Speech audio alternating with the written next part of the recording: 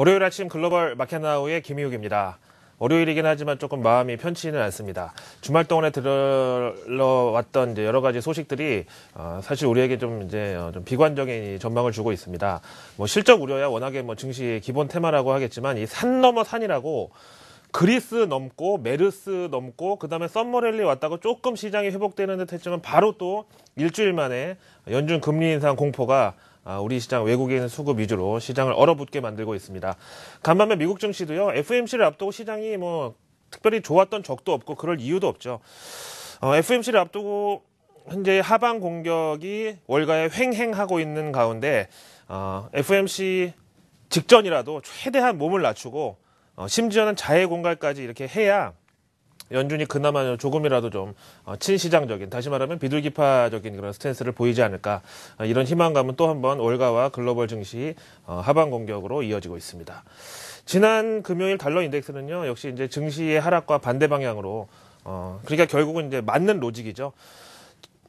지난주 제넷 옐런 연준 의장 의회 증언 이후로 뭔가 자신감이 있어 보인다. 게다가 올해 금리 인상을 무조건 추진하겠다고 했잖아요. 그 뒤로 계속 레벨업되고 있는 상황이고요. 사실 우리 환율 불안도 조금 있긴 합니다만은 최근 들어서 외국인 이 한국 시장 탈출에서의 이유는 바로 이 환율 상승과도 일맥상통하고요. 달러 인덱스하고 우리 코스피하고 같이 보면은 물론 달러 인덱스가 지금 97.2 정도는요. 지난 3월 FOMC나 4월 FOMC 이때 연초 정도 됐으니까 올해 금리 인상 시각을 보여줄 것이다라고 해서 일시적으로 상승했던 그때의 달러 인덱스만큼은 아니지만 최근에 다시 상승 분위기가 나타나고 있고요. 이렇게 달러 인덱스의 급격한 상승은 코스피 특히 한국 증시 외국인 수급에도 조금 부정적인 영향을 미치는 것은 사실입니다. 하지만 앞에서도 말씀드렸듯이 이게 다 7월 FOMC를 노리고 어떤 하방 포지션의 누적이라고 봤을 때는 FOMC에서 불확실성이 해소되면서 단번에 쇼커버가 나와줄 가능성도 있고, 또 최근 우리 증시를 특성상 보시면은 어떤 국내 지표나 해외 경제 지표나 어떤 뉴스보다도 이 쇼커버가 진짜 한국 시장에는 가장 큰 호재였었단 말이에요. 근데 그런 거를 감안했을 때는 일단 이번 FOMC에 대해서도 지금 현재 어떤 경계 신호, 노란불, 황색등이 켜진 것까지는 맞지만 그렇다고 우리가 여기에 대해서 너무 완전히 여기서 시장이 꺾여버릴 것 같이 이 반응을 할 필요는 사실은 없다고 보고요. 앞에서 말씀드린 대로 미국 현지 시간으로 화요일, 수요일 이틀 일정으로 열리기 때문에 일단은 오늘과 내일 정도가 새벽이 가까워져서 가장 어두운 시기다, 이렇게 보는 게 저는 좋다고 보고요. 이번에도 만약에 FOMC에서 시장을 봐주는 듯한 특별한 이 매파적 발언이 없을 경우에는 그대로 쇼커버로 V자 반등을 기대해도 좋다. 저는 이렇게 지금 현재 시장 상황을 보고 있습니다. 지난 금요일 날 또 하나의 해프닝이 있었습니다. 주말인데요. 연준의 내부 자료 하나가 실수로 홈페이지에 게시가 되는 이런 해프닝이었었는데, 여기에 대해서 연준에서 보도 자료를 냈습니다. 보시죠. 내부 자료가 홈페이지에 올라간 이게 어떤 액시던트였다라고 하는 거고요. 어차피 유출된 거 누구는 보고 누구는 못 보고 이런 건 안 되니까 전체 공개를 하기로 했다.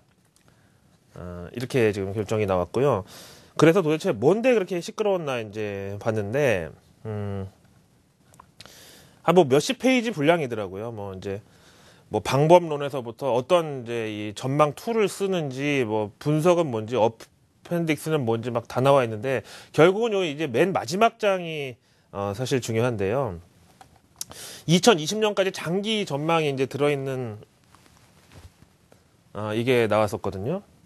근데 GDP 같은 경우에는 올해 2.31%, 내년에 2.38, 내후년에 2.17로 내년이 사실상 GDP의 정점을 찍었다가 다시 둔화될 것으로 보고 있고요. 그런데 문제는 인플레이션인데, 연준의 장기 인플레이션 목표치는 2%고 FOMC 성명서에서마다 지금 현재 유가 때문에 일시적으로 등등해서 인플레이션이 연준 장기 목표 2%에 못 미치고 있지만 롱거런 장기로 봤을 때는 2%에 결국은 수렴할 것이다라는 자신감을 드러냈는데, 실제 연준 내부 자료에 보니까요, 2020년까지도 인플레가 2%를 못 간다고 이 사람들은 보고 있어요. 그럼 성명서에 나온 말이 과연 거짓말이냐? 아니면 거기서 롱거 런이라는 게 2020년이면 앞으로 이제 4년 후인데 도대체 얼만큼을 롱거 런으로 보는 거냐? 이제 이걸 보면서 연준에서 지금 특별히 또 매파적으로 통화 정책을 결정할 그런 근거가 없구나. 이제 이런 이 희망 아닌 희망을 줬고요. 그다음에 이제 기준 금리 가장 중요한 이제 연방 기준 금리에 대해서는 현재 0에서 0.25% 구간 금리잖아요. 결국은 올해 10bp 정도 올리고 내년에는 1% 초반 그리고 후년에는 2% 초반까지 금리가 올라가는 것으로. 그래서 일단 올해 금리 인상은 한 번 정도는 있긴 있겠구나. 이렇게 나오고 있습니다. 그다음에 10년물 국채 금리 같은 경우에는 올해 아무래도 금리 인상이 한 번 있으면은 조금 레벨업 돼가지고 2.63%까지. 그다음에 내후년에는 결국 3%를 상회하는 이렇게 가고 그 다음에 2020년에는 4.2%까지 10년물 국채금리 오를 것으로 이렇게 내다보고 있습니다.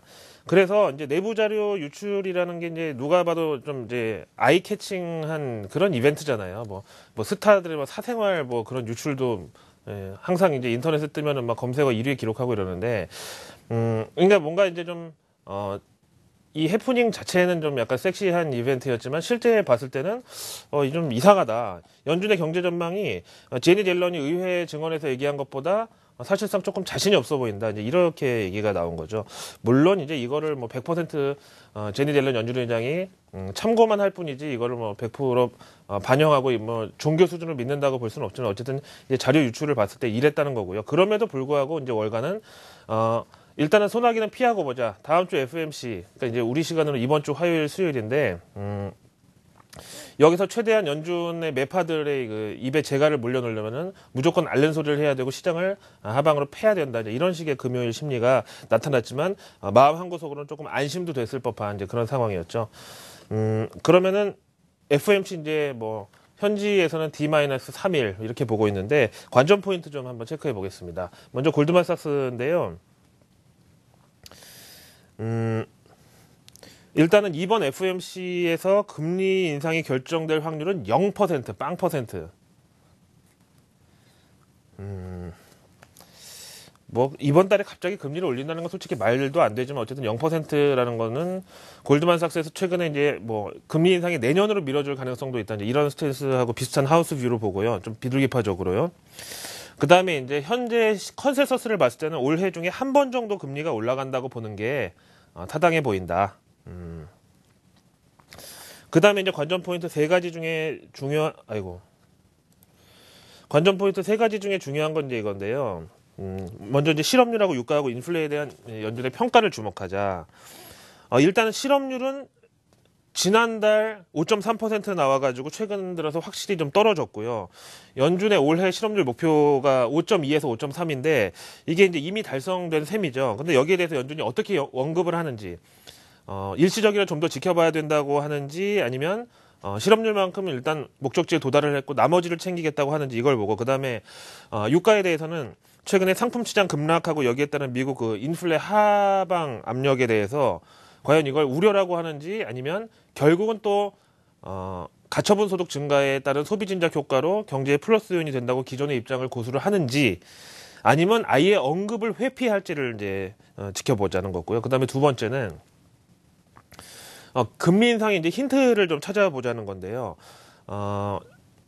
물론 이제 우리 투자 상품 설명서에도 밑에 나와 있죠. 과거의 수익률이 뭐 미래의 수익률을 보장하지는 않습니다라고 하지만 케이스 스터디로 봤을 때 일단 2004년도 6월 달에 연준이 첫 금리를 또 올렸던 시기였는데 그때하고 비교해 볼 필요가 있다는 거고 지금은 이제 8월 FOMC가 없기 때문에 현재 시장의 컨센서스는 9월 금리 인상 설이잖아요. 그럼 9월에 금리를 올리려면 그 직전에 마지막 FOMC가 이번이란 말이에요. 근데 2004년 같은 경우에 봤을 때 그때는 이렇게 FOMC 성명서가 간결하고 좀 불친절했었다는 느낌이에요. 근데 어쨌든 여기서 이제 금리 인상하기 바로 한 달 전 그 FOMC였는데 여기서 처음 등장한 표현이 이거였습니다. 만약에 이제 양적 완화 내지는 경기 부양 기조를 제거한다고 할 것 같으면 to be measured. 일단 기존의 어떤 추산된 계획이나 수립된 어떤 이 데이터를 가지고 하겠다. 저런 이제 메저드라는 표현이 이제 과거에 등장했었는데 이게 혹시라도 또 등장을 할 것이냐. 이런 힌트를 찾아봐야 된다는 거죠. 그 다음에 다시 돌아와가지고 세 번째 관전 포인트는, FMC 성명서 맨날 하단에 보면은, vote for로 찬성 있고, vote against로 이제 반대파가 있는데, 과연 성명서의 색깔이 매파적이면서 여기에 대한 비둘기파의 반대가 한두 명 있느냐, 혹은 성명서 자체는 비둘기파적이라서 매파가 여기에 대해서 한두 명 반대를 하느냐, 혹은 매파적인 성명서가 나오든 비둘기파적인 성명서가 나오든 거기에 대한 반대가 없으면 일단 한쪽으로 이제 의견을 모으기로 한 걸로 봐야 되니까 이제 그거에 대해서 주목하자는 이런 의견입니다. 그래서 이제 369 12월에 보통 연준 경제 전망 프로젝션이 나오고요. 이번 7월에는 그 기자회견도 경제 전망도 없는 시기이기 때문에 이 성명서 문구에 상당히 좀 예민하게 우리 연애할 때 잘하는 의미 부여 놀이가 또 이번에 한번 벌어질 것으로 생각되고 있습니다. 그 다음 내용 가시죠. 지난 이제 목요일 같은 경우에 미국 증시가 이제 크게 위험자산 회피 및 급락이 나온 이유는 눈치 없이 너무 좋게 나와버린 주간 실업수당 청구 건수 때문에 연준이 혹시라도 이번 7월 FOMC에서 조금 매파적인 행보를 보일까봐 시장 월가에서는 이제 그 실업수당 청구를 굉장히 좀 미워했었던 거죠. 지표 결과가 너무 서프라이즈여서. 금요일은 또 이제 이런 분위기와 반대로 지금 시장이 원하는 부진한 경제 지표가 한편 나왔습니다. 바로 신규 주택 매매인데요. 7개월 만에 가장 적은 수치를 기록했고요. 이게 이제 좀 엇박자가 있었던 게 지지난주에 나왔던 기존 주택 매매는 3.2% 플러스로 지표 호전이었고 신규는 이번에 보시다시피 마이너스 6.8이 나왔단 말이에요.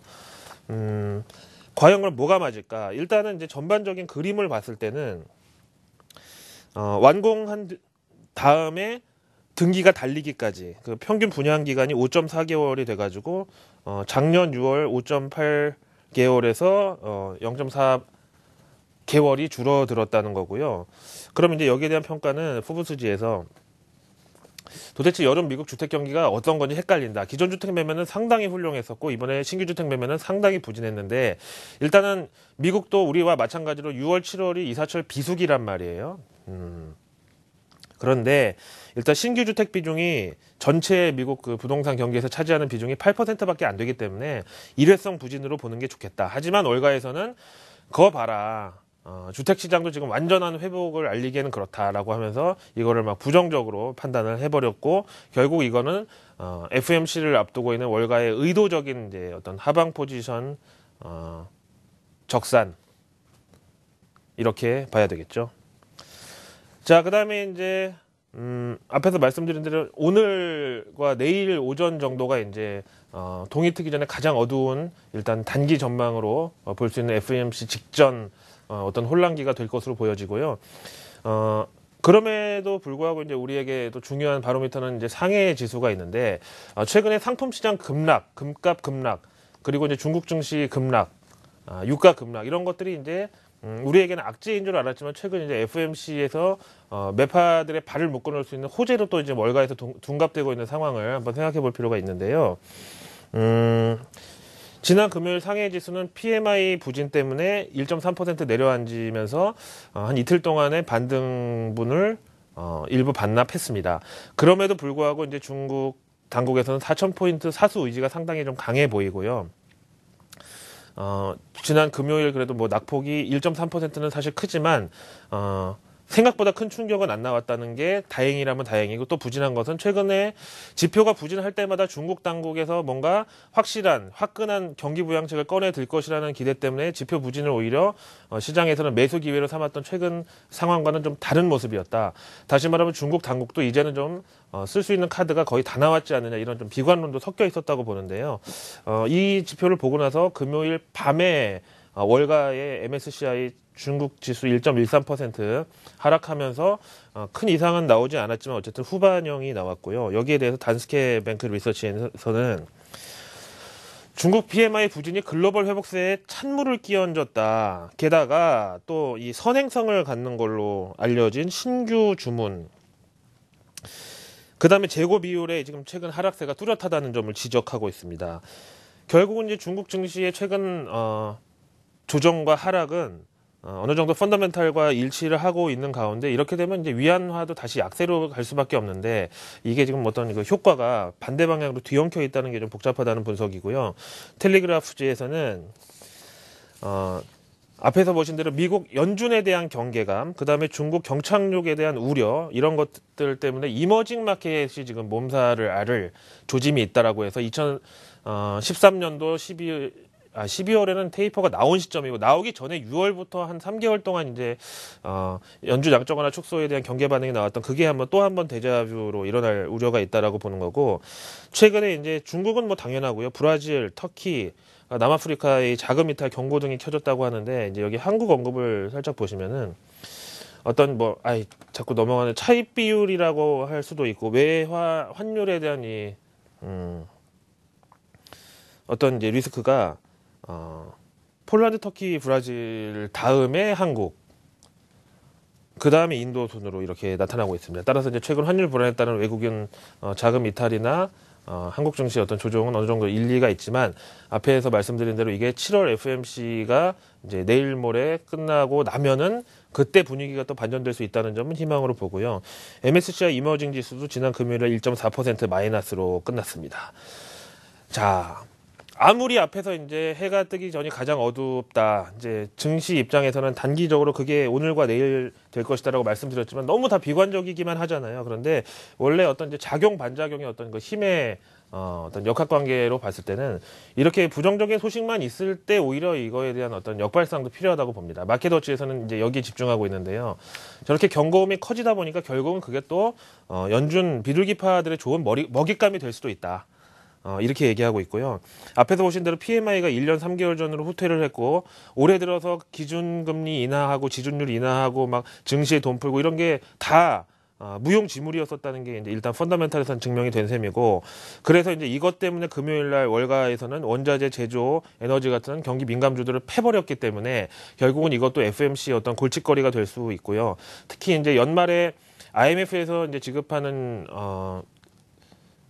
스탠다드 디파지터리 리스트인가요? 하여튼 SDR 편입 결정을 앞두고 있는 중국 입장에서는 지금 신뢰 상실이 좀 상당히 좀 초조하다 이렇게 보는 겁니다. 그런 가운데서도 지금 중국하고 러시아는 손을 잡고 어떻게든지 지금 위안화의 위상을 올리려고 하는데 지금까지 미국의 반기를 들었다가 성공한 나라는 전 세계에 없었습니다. 러시아도 그 좋은 예 중에 하나고요. 쿠바 같은 경우 최근에 제재 풀어줬지만 한 몇십 년 동안 쿠바 제재하는 동안 쿠바 경제는 완전히 거덜이 나버렸던 사례가 있죠. 어쨌든 AIIB하고 브릭스 뱅크하고 같이 탈달러화 연대를 조성을 했는데 이것도 지켜볼 일입니다. MSCI 한국지수 지난 마지막 금요일 마감 지수는요. 이제는 솔직히 외국인도 기관도 지금 이제 주식 물량이 이제 좀 부족하긴 한데 어쨌든 이제 앞에서 말씀드린 대로 오늘 내일 중에 한번 단기 저점을 찍긴 할 것으로 이제 보여집니다. 월요일 아침 글로벌